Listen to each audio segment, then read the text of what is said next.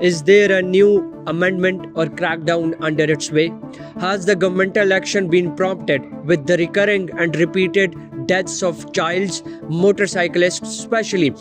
in the manhole and in the lethal and pathetic sewerage lines just because the manholes were uncovered or were robbed? Is the robbery of the manholes and those steel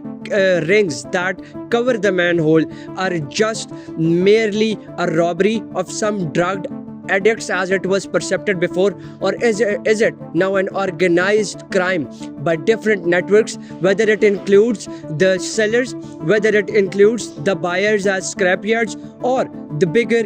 sanitation agencies in Punjab?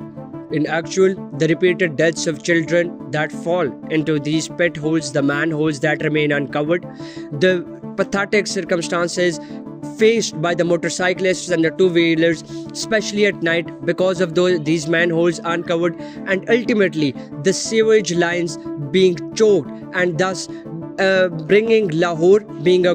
biggest metropolitan city, and the other areas and districts of Punjab in a really lethargic condition. But these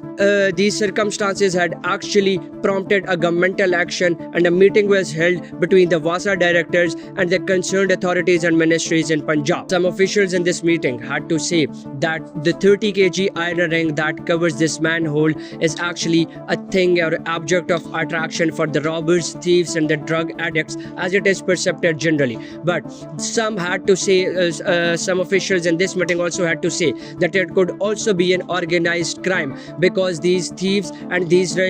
robbers, upon scrutiny or upon chasing, could be found out selling those scrap rings to the sanitation agencies, to the construction agencies, and this scrap yards, which could actually potentially be a organized crime. Thus, in this particular context,